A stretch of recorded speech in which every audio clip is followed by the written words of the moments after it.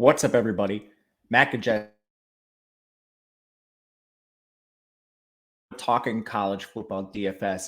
It's Tuesday, November the 1st. Mac Shen has to return Tuesday night football. We've got a 2-game slate. Before we get started, make sure to hit that thumbs up button, subscribe to the channel, and hit the notification bell so you know when this and all other content goes live. We're also brought to you today by Prize Picks.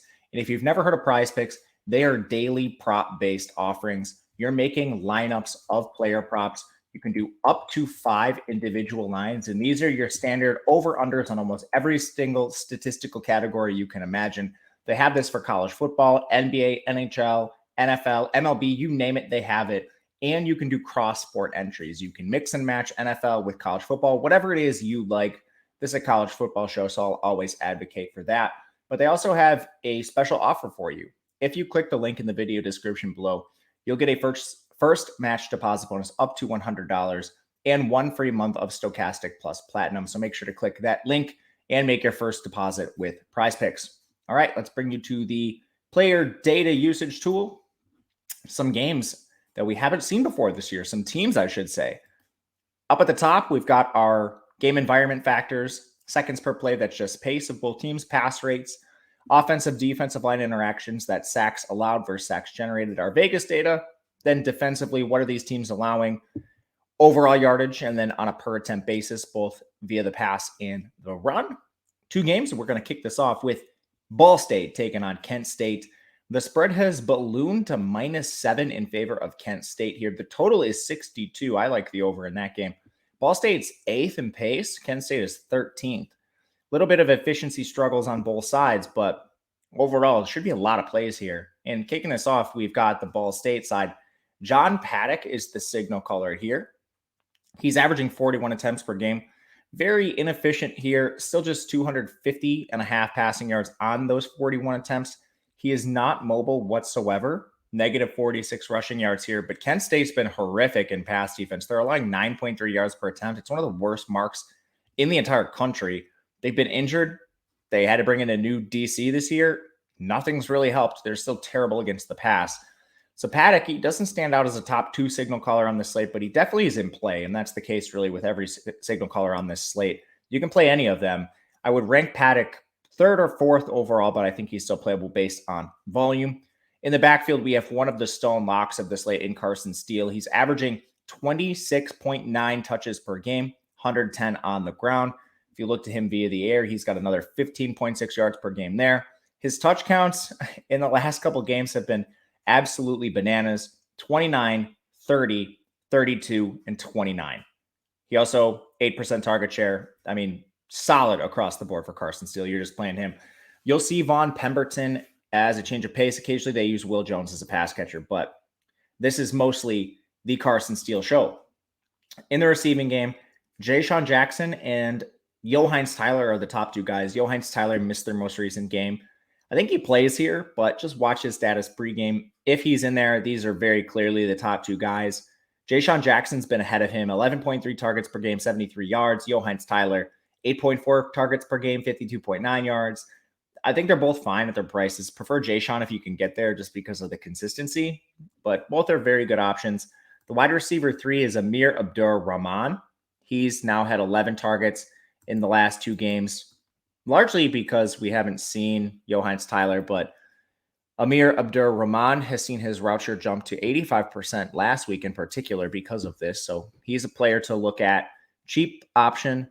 They used 2 tight ends a fair amount. That's going to be Tanner Kozial and Brady Hunt. They've changed their personnel a little bit here.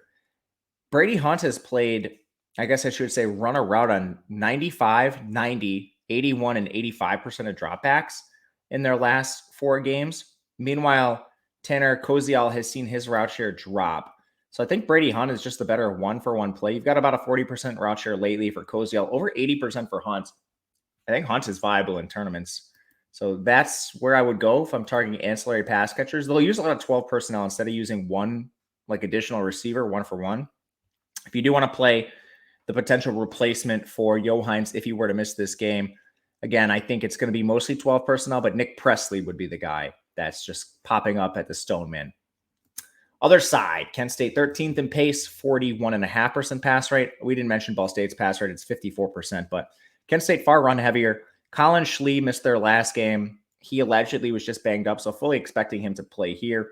He's one of the premier dual threats in this conference, 339 rushing yards, and he's got really good overall designed rush attempt numbers. He's averaging 6 per game in his last 3. And then as a passer, just 25.5 attempts per game, but 221 yards. That's serviceable. We'll play Colin Schlee for his ground attack. If he's out, you're going to see Devin Cargman in there. He's a big downgrade. He would instantly become my least favorite quarterback on the slate, but Schlee is a top 2 option. In the backfield, we have another bell cow in Marquez Cooper. I think the single best price adjusted back on the slate, 24 touches per game, 104.5 rushing yards for him on the ground. Not as active in the pass game, just 8 targets this year, but he makes up for that with his overall rushing numbers. They've been just downright crazy. He has at least 28 carries in 3 of the last 4 games. That is Marquez Cooper. You'll see Brian Bradford and Gavin Garcia occasionally as change of pace backs, but those are just pure change of pace options, pure dart throws. Like Bradford's 4,200, Cooper is 49. It's not even close who you prefer. In the receiving game, Dante Cephas is the wide receiver 1 for this team, but he went out of last week's game. It was kind of like a week and a half ago because of when they played in prep for this Tuesday night game. We have no idea if he plays. Just a 68% route share before the injury. We'll have to watch Cephas. He's a huge part of this game. Very good play if he's active. He'd seen at least 11 targets in his last 3 games prior to exiting last week early with just 5 targets before, but over 90 yards per game, 9 targets per game, again, depressed by the injury. Whether he plays or not, Devontae Walker is an every down player, and he would benefit from the injury to Cephas if Cephas misses. 77 yards per game, 7.8 targets. He's averaging 10 targets per game over the last 4. He's just a stone lock here. Not for, DFS, but stone lock to play every single snap. I think he's certainly viable for DFS, though, and I'll be trying to play a lot of him. From there, it gets a little tricky with this team. They run 4 wide a lot, and Raymond James had been their wide receiver 3 early in the year. They recently returned Jayshawn Polk to the lineup. His routes have just been steadily increasing. In the last 2 games, he's jumped from 40% to 76%. So I think Jayshawn Polk is technically the wide receiver 3 here. He's now had 3 targets in back-to-back games. I think he's ahead of Raymond James, and that's reflected in price here too. Raymond James has seen his route share drop. Last week, that was down at 32%. We actually saw him split time with Trell Harris, who was a bit of a surprise. So first, let's go through them. If they have Cephas out there, it should be 1 Cephas, 2 Walker, 3 Polk. If Cephas is out, I think it's 1 Walker, 2 Polk, 3 Raymond James tentatively. Tight end is not a full-time position for this team. Chris Leach, he'll play the most, but that'll also be a split with him and Luke Floria, who is Floria is more of a slot receiver, honestly. It's kind of just Chris Leach out there, and he's got route rates of 70%, 47%, 64%. And yeah, Floria, he's basically just slot receiver on and off the field. So Chris Leach, ancillary GPP play, would rather play Raymond James, would rather play Trell Harris.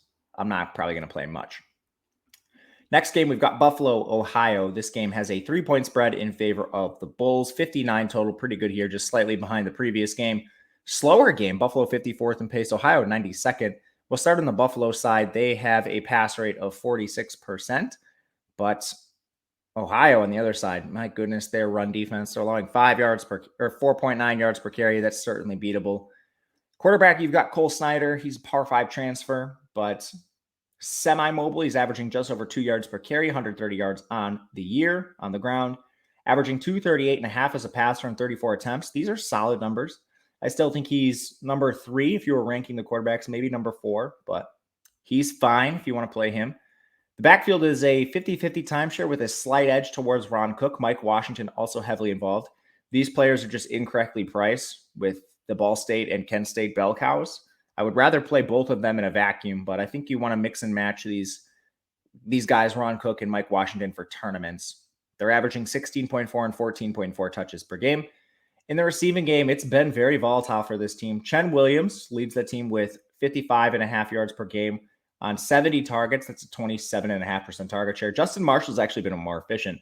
He's outgained Chen Williams 497 to 444, despite seeing 11 fewer targets. And Marshall's route rate has really risen recently. I think he's a player we can look to with some confidence. And outside of that, it is a nasty rotation for this team. Absolutely nasty. Let's go through the routes in their most recent games. So you had Chen Williams at 78%. He's going to be out there. Justin Marshall at 96%. He's going to be out there too. Jamari Gassett has been the 64% of the routes last week, but he's at 51% on the year. I agree with pricing. He would be the guy I get to third.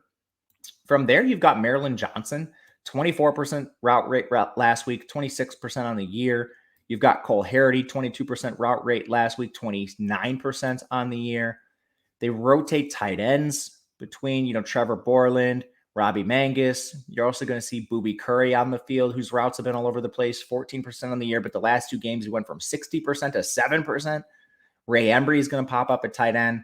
So outside of Chan Williams, Justin Marshall, and Jamari Gassett to some degree, this is a nasty rotation at receiver. I'll defer to targets and give you Maryland Johnson 1, Cole Harity 2, but we're really splitting targets, routes, projection between these guys almost evenly. It's tough to target. I'll stick with the top guys, Marshall being my favorite.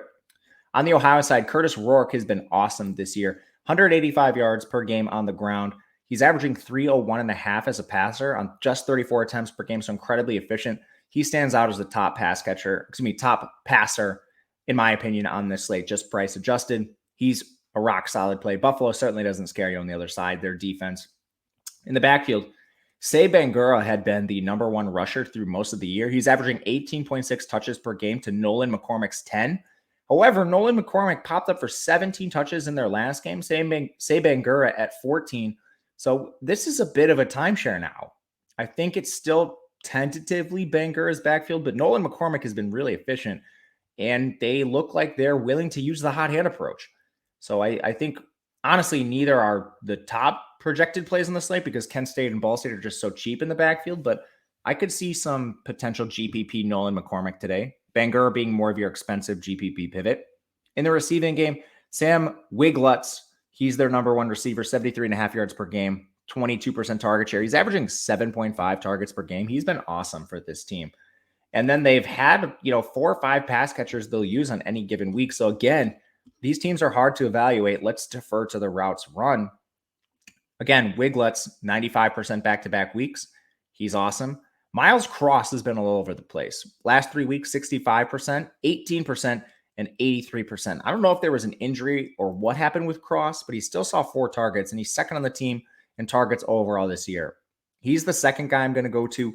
James Bostic is third. His routes have gone 83%, 86%, 52%. So you can tell there is a bit of volatility between these pass catchers, but I'd get to Bostic third. That's a price thing. 5,400. I'd either rather pay up for Wiglutz or pay down for Cross. Then you've got Jacoby Jones, whose route rate, again, all over the place, 62%, 34%, 48%. He's a distant fourth, but that's a factor that we've seen in price already. 4,100 is the cheapest of the bunch. He's certainly still playable here. And then you're going to see a couple other guys pop up here and there. Will Kasmerick, their tight end, he is a 34% route rate on the year, about 38% last game. It's actually 44% on the year, but it's bounced all over the place. 31% to 26 to 38. So excuse me, not 34, it's 44 on the year. Tyler Walton plays a little bit. Tyler Foster at tight end. Alec Burton at tight end. I think you're focusing on the top 4 with Wiglutz, Cross, Bostic, and Jones in that order of preference.